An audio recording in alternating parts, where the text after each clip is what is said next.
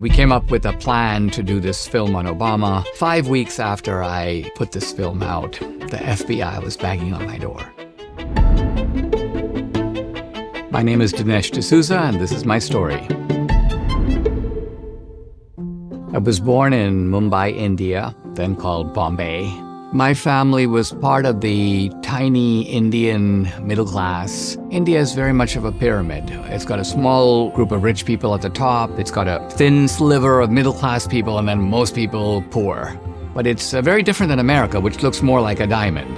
India is about 80% Hindu. That's the majority. About 15% Muslim. Muslims are the main and most influential and maybe the most troublesome minority group. Then there is a sprinkling of smaller groups. The Sikhs, these are the guys who wear the turbans, and the Christians are about 3%. And that was my demographic. My Christianity as a kid was not a very involved Christianity. I have to say it was mostly a social Christianity. My Christian convictions really developed more in adult life. I was in a missionary school, and one day a man from the Rotary Club came and he said, "We have an exchange program." He goes, "No student from this school has ever been on that program." It was a little bit of a wild idea because I'd been alone. It was for a period of a year, but my parents thought that I was kind of a smart kid, but I hadn't sort of seen the world, and so I applied and was selected. I got my first choice, which was America. I got rural Arizona. I was seen as a complete alien. I may as well have come from Mars. But it worked out to my benefit in a very strange way in that my high school counselor came to me one day and he said, "Have you ever considered applying to college in America?" This man shepherded me through the process, and before long I found myself headed to Dartmouth. Really, by the time I got to Dartmouth, I wouldn't say Americanized, I still had an Indian accent, but I was more at home in America than the typical foreign student. And the reason for that was I think that I had lived in American homes, stayed with 4 different families, a rancher, a pastor, a postmaster, and 2 school teachers. And while I was embracing American culture during my first semester at Dartmouth, I caught the intellectual bug, immersed myself in history, political science, philosophy, literature. I sort of fell in with a group of young conservatives, and they had answers to things I didn't even know were questions. They saw themselves as rebels against a liberal establishment. We'd sit around and they'd be discussing like Solzhenitsyn, Hayek, Milton Friedman. We edited a newspaper called the Dartmouth Review. We also did right-wing investigative journalism. In a way, a little bit of a forerunner of Fox News, Rush Limbaugh, because it had that kind of bomb-throwing quality to it. And I found that type of conservatism, adversarial conservatism, quite appealing.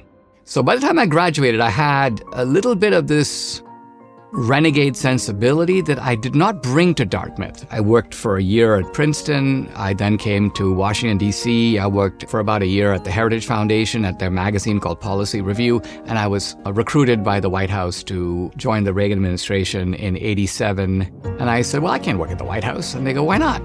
And I go, "Well, I'm not a U.S. citizen." They look at each other, and then one guy goes, "Well, are you a Reaganite?" And I go, "Well, yeah." They go, "All right, leave it to us. We'll figure it out." I had multiple occasions in a large room where I would stand in the back of the room, and the senior staff would sit around the table with Reagan. And so I got to see Reagan in action. It showed me some things about his style of leadership, the way he made decisions. You know, a 26-year-old to be in there in the fray was just a wonderful experience. When I was getting ready to leave the White House, the guy who was running the American Enterprise Institute called AEI took me to lunch and he said, "My career advice to you is not to stay in government. People in government don't produce anything. They produce paper. They're bureaucrats." He goes, "Come to AEI and essentially pay you to do whatever you want." And I'm like, well, this sounds pretty good. They paid me a salary and they told me, just do your thing. And I realized that my thing was writing books. And I was there for 11 years. And then I was at the Hoover Institution at Stanford for another 8. So a lot of my career was in these think tanks. Eventually, I moved to San Diego, and while I was there, a fellow named John Sullivan, who is involved in conservative filmmaking, took me to lunch and said, "You need to do a documentary film." But I wasn't interested at the time. I was hired as the president of the King's College, a Christian college in Manhattan, New York. I remember this one time, I did a little stand-up bit that I used pretty spontaneously. This is at the Christmas party. Sure enough, a couple of other faculty members stand up and they give very reverential toasts. And so then it's my turn. I say, "I gotta tell you about the real story of Christmas, parts of which did not make their way into the Bible." These people are like, "What do you mean?" So I was like, well, basically what happened is, Mary and Joseph show up at the inn, and the innkeeper goes, "Can't you see the no vacancy sign?" And Joseph goes, "Can't you see my wife is having a baby?" And the innkeeper goes, "Well, that's not my fault." And Joseph goes, "Well, it's not mine either."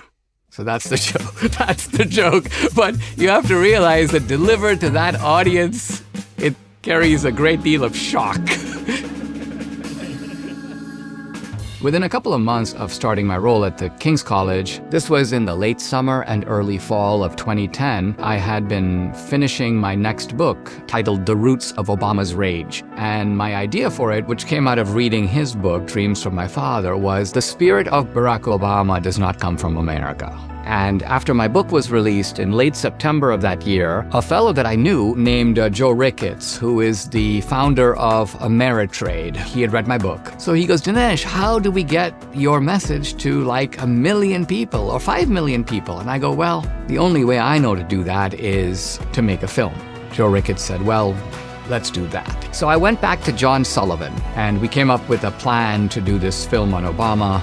And I told Joe it would cost about $2.5 million to do it. And so Joe goes, "Well, here's a check for $100,000. Go find 24 other people to give you the same." I was like, how am I going to do that? I went out and I pitched the idea. And I quite honestly think that everybody who invested in that film did not expect to get their money back, but the film turned out to be a big success.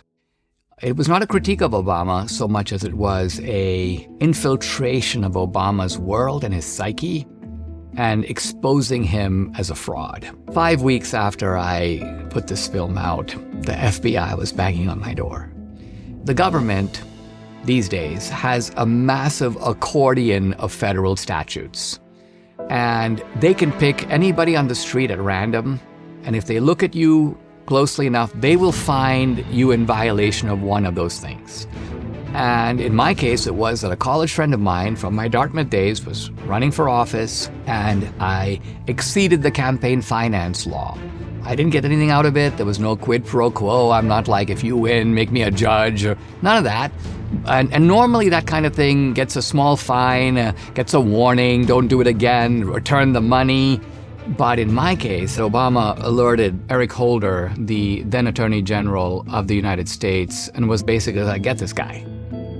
After the FBI audited me, I was sentenced by a U.S. district judge in Manhattan, and I had no choice but to plead guilty to get a reduced sentence. For it, the government fined me $30,000, gave me 5 years probation, and made me spend 8 months in a community confinement center, essentially a prison. Later, when I was pardoned by Trump, and I go on with CNN, Anderson Cooper goes, "Well, Dinesh, you were only got your pardon because really powerful people like Ted Cruz and Donald Trump, they got you off the hook." And I go, "Yeah, but the only reason I got on the hook is really powerful people like Barack Obama and Eric Holder set their sights on me. I'm certainly happy to have been vindicated by equally powerful people who decided to undo what those guys did." My first film, Obama's America, opened the door for me to do now 8 or 9 subsequent films. I've made a total of 9 films now. Among them have been Hillary's America, Death of a Nation, 2,000 Mules, and now my latest, The Dragon's Prophecy. I grew up in a middle-class family, and I didn't have great luxuries, but I didn't lack for anything. So if you ask me if my life is materially better in America, it is, but it is not a radical difference. The radical difference is in another area, and that is the idea of the self-directed life. America is not only a country based on birth and blood, it is a country based upon a commitment to certain ideals. I was naturally attracted to that notion of America because I said to myself, I'm an outsider. If I'm going to assimilate to America, I'm going to do it by embracing these ideas. America allows you to chart a course of life for yourself. I've actually played it out. So the idea of having a life in which you are the artist, the idea of being in the driver's seat of your own destiny, freedom allows you to do that. Hey, thanks for watching. To make sure that PragerU can continue to have these videos available for free, please consider making a tax-deductible contribution.